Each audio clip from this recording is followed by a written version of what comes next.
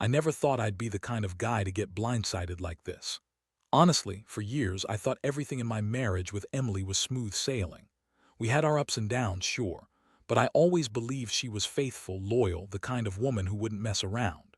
We'd been together for nearly 8 years now, married for 5, and I thought I knew her pretty well. She was sharp, bitchy even, always quick with a snarky comment or a sarcastic remark, but I took that as just her personality. She was ambitious, worked as a project manager in some corporate firm, and I worked at the lab as a nuclear fusion engineer. Our lives revolved around work, weekends, and occasionally binge-watching some Netflix series. At first, the signs were subtle. She started coming home later than usual, claiming it was just work, meetings that ran over, or some stupid girls' night she'd insist was harmless. But I noticed she started hiding her phone more, locking it when she thought I wasn't looking and deleting messages. I didn't want to be paranoid, but that instinct kicked in hard. Plus, her attitude started shifting.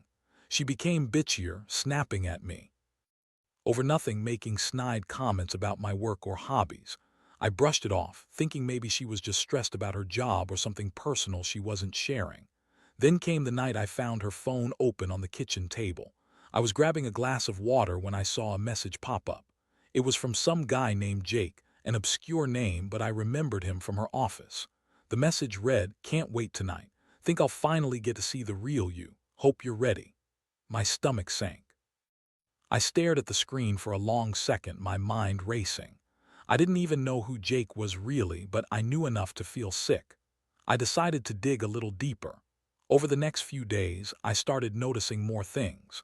Her phone was increasingly glued to her hand. No surprise, she was always texting or scrolling through her social media. She'd go to the grocery store and come back with some excuse about a last-minute meeting, but I'd catch her sneaking her phone into her purse and texting under the table. One day, I followed her to see where she was sneaking off to, and it turned out she'd been meeting some guy at a hotel near the lab. Not just once, but several times. I managed to get a look at the containment field analysis. She kept bragging about it at work, but what I saw was a series of hotel reservations, secret emails, and a bunch of late-night text exchanges that all pointed to one thing: she was cheating. It hit me like a freight train. I felt numb, then furious. How could she lie so effortlessly? How could she betray everything we built in such a careless way? It wasn't just the cheating. It was the way she lied about it, spun stories about work trips or business dinners. I couldn't believe I had been blind for so long. The worst part, she was so bitchy about everything, so dismissive of my concerns, like I was the one overreacting when I just wanted the truth. That's when I knew I had to confront her, but I also knew I had to plan carefully. If she was capable of lying this openly, I couldn't just go in guns blazing. I needed to be smart about this. That's when my plan started forming: revenge in a way, but also justice.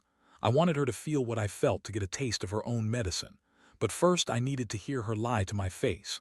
I took a deep breath, waited for her to come home that night, and when she strutted in, arms crossed and that bitchy smirk on her face, I finally called her out. "So Emily," I said, voice steady but cold. "Who's Jake?" Her eyes widened for a split second, then she rolled her eyes, scoffing. "What are you talking about? You're paranoid," she snapped. But her hands trembled slightly and her face betrayed her. I saw the hesitation, the guilt lurking behind that smirk. I knew I was onto something, and I knew I couldn't just let her brush it off. That's when the real game started. Her reaction was typical: defensive, dismissive, sharp-tongued. "You really think I'd cheat on you, please?" she snapped, crossing her arms. "Jake is just some guy from work, a project I was helping with. Nothing more. You're overthinking it as usual." But I wasn't buying it. Her words sounded rehearsed, and her tone was way too casual for someone caught cheating. I knew her better than that. I looked her straight in the eyes and asked, "So why lie about where you've been? Why hide your phone? Why sneak around hotel rooms, Emily?" She rolled her eyes again, trying to brush it off.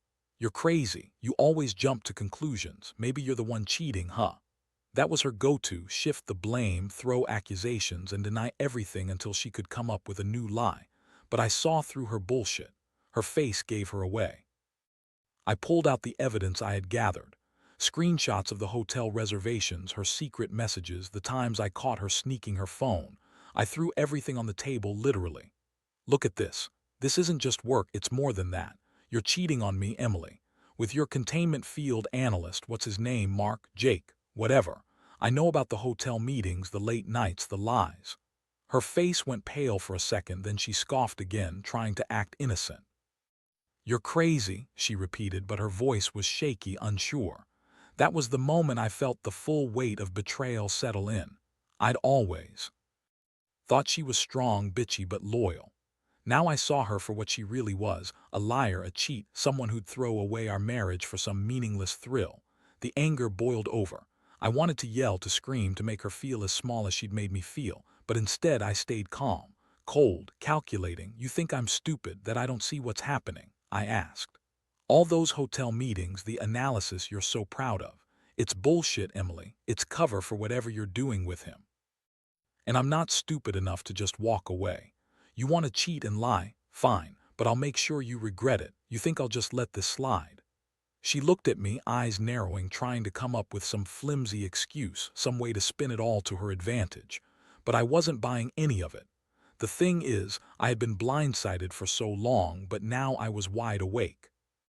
My mind started racing, plotting how I'd handle this, how I'd get back at her.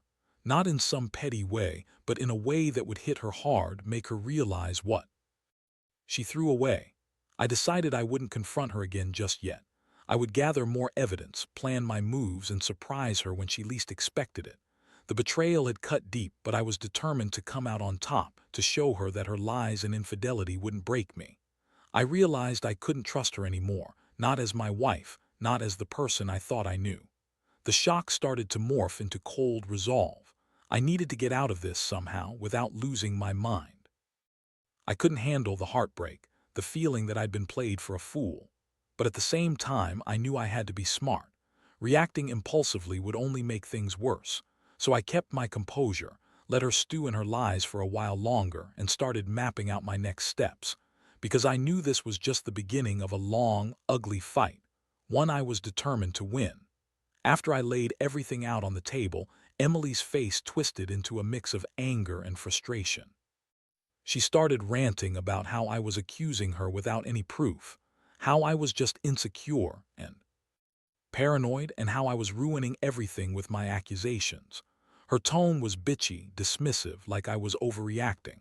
She threw in some classic lies about how she was just working late, doing important things for her career, and how I was just jealous because I couldn't handle her success.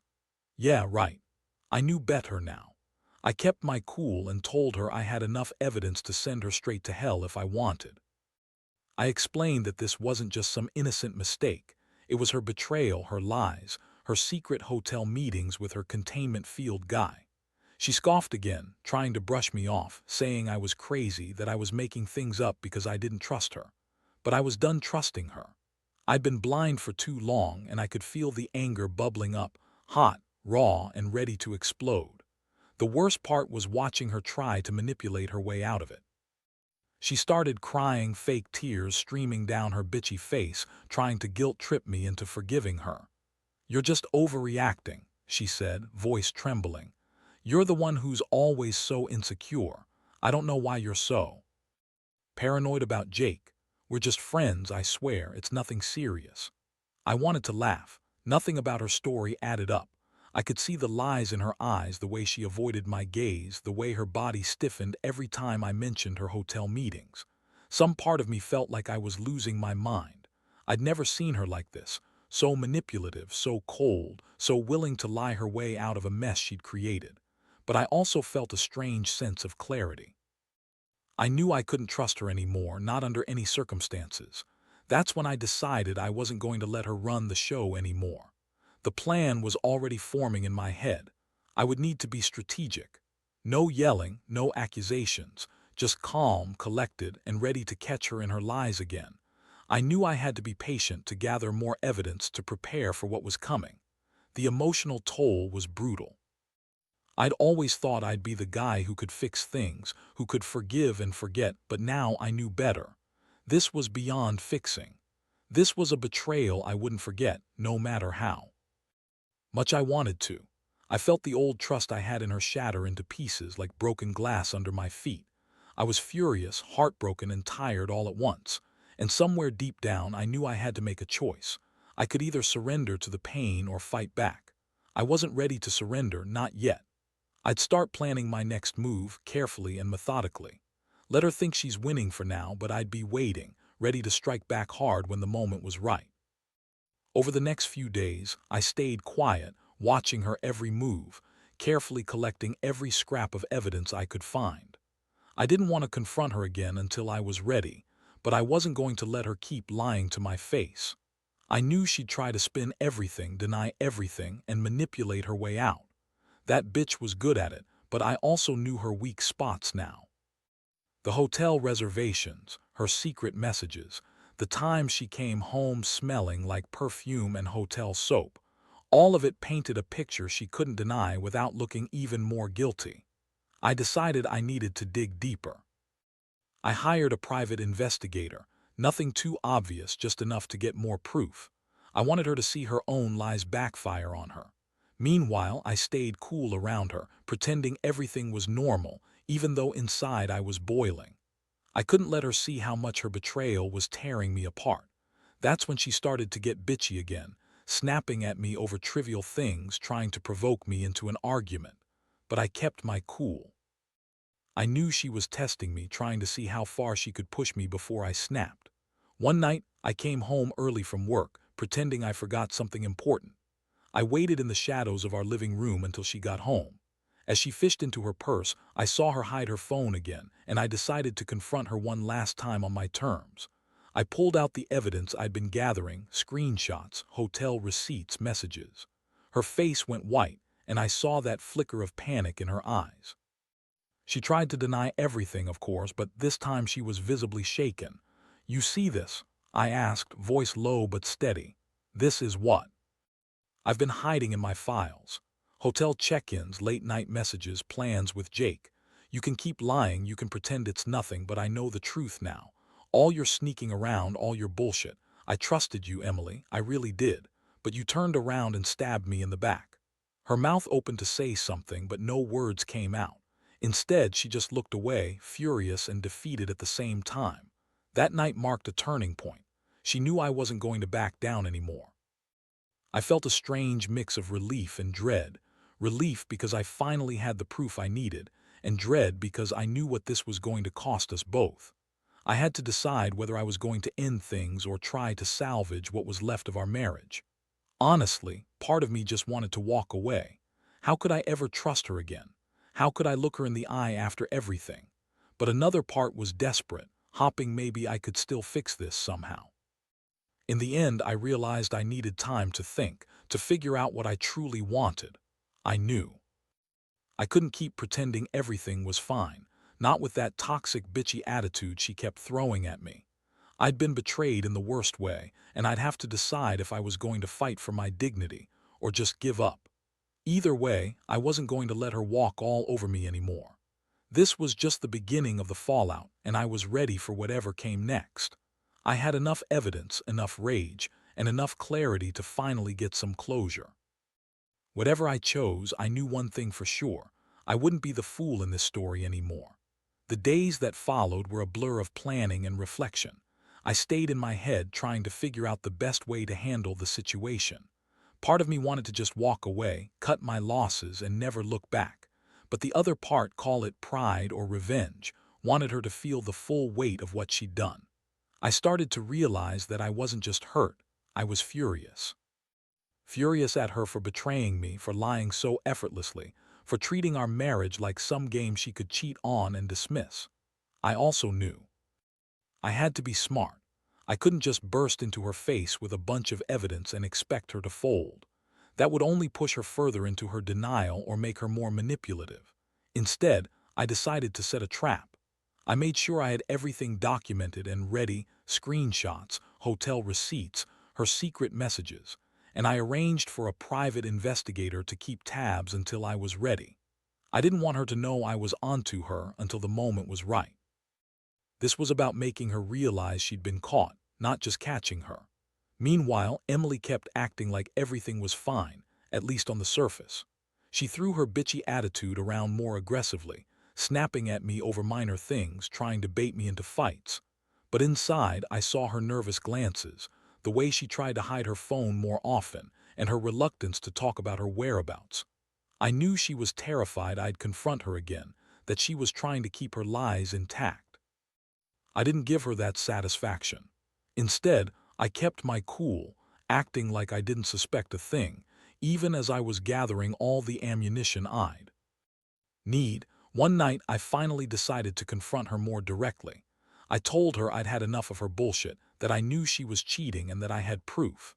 I watched her face contort with rage and panic as I laid out everything. Her eyes darted around, trying to come up with some way out of it.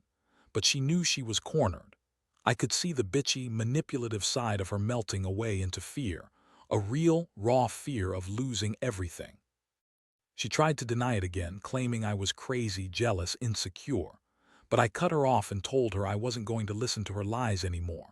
I told her that I'd made up my mind, either she came clean or I was done, that I wasn't going to accept her bullshit anymore. Her face twisted into a sneer and she spat, "You think you're so smart, don't you? Well, you're just a loser, a cuckold, a guy who can't even keep his wife happy." Her words stung, but I didn't let her see it. I realized she was just trying to push me further to make me doubt myself. But I was done doubting. I knew what I had to do next. That night I started preparing for the next move. I knew I'd have to decide whether to end the marriage or to try to salvage it, though I doubted that was even possible now. I wanted her to feel what I felt, betrayed, humiliated, and finally caught. I wanted her to see that her lies and manipulations couldn't save her now. I was planning to confront her publicly, maybe even tell her friends, her family, or her colleagues. I wasn't going to let her get away with this without paying a price. The emotional toll was intense. I felt exhausted, drained, but also strangely empowered. I'd been so blind, so trusting, and now I saw her for what she truly was, a manipulative, bitchy cheat who thought she could get away with anything. I knew I'd never trust her again, and honestly, I didn't want to.